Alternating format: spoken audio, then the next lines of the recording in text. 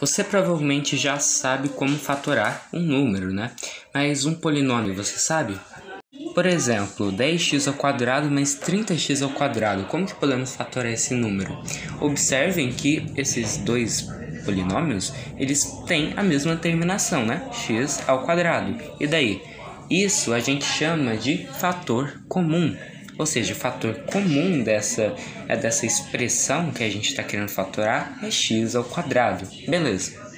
E agora a gente pega cada um desses números e divide pelo fator comum.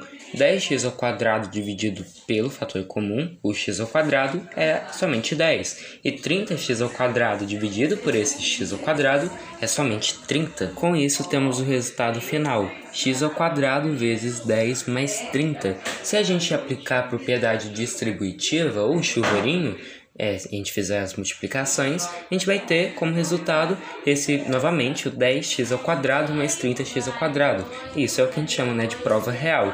Portanto, conseguimos fatorar esse número. Polinômio, corrigindo, tá bom?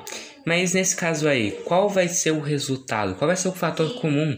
25y ao quadrado mais 30y ao cubo. Os expoentes são diferentes. O y ao quadrado e o y ao cubo não são iguais, né? Então, a gente vai escolher o número, a letra no caso, que tem o menor expoente, o y ao quadrado. Além disso, nesse caso, a gente vai utilizar o 5. Por que o 5? Porque são dois números que se a gente dividir, né, 25 dividido para 5 e 30 dividido para 5, a gente vai ter resultados sem vírgula, resultados inteiros. Por isso a gente vai colocar como fator comum 5y, já que é comum aos dois. Se eu dividir 25y ao quadrado por 5y, dá um resultado inteiro. Mesma coisa por 30y ao cubo.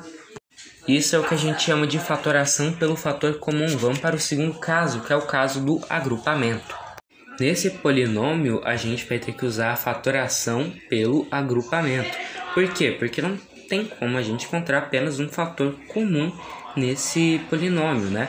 Porque simplesmente não tem, né? Então a gente vai ter que agrupar ele em dois grupos que possuem fatores comuns, né? Observem, 7a mais 2ab. O a é o fator comum, né? Que é comum a esses dois polinômios. E 8y ao quadrado menos 12y ao cubo também possuem um fator em comum, que é o 4y ao quadrado.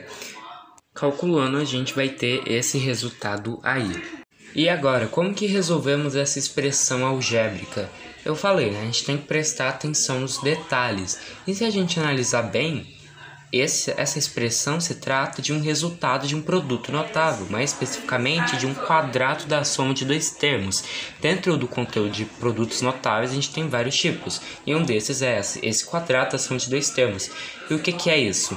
A mais B, um número mais outro, vezes o número, esse mesmo número, mais outro. Qual vai ser o resultado? O primeiro número ao quadrado, mais duas vezes os dois números, mais o segundo número ao quadrado. Não entendeu? Vamos lá.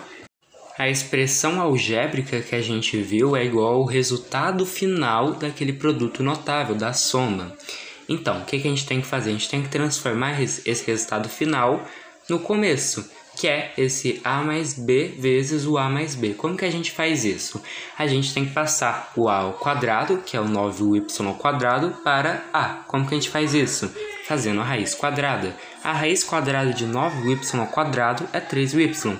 Com isso, a gente tem o resultado do a, né? O a da nossa expressão a mais b vezes a mais b, que é 3y.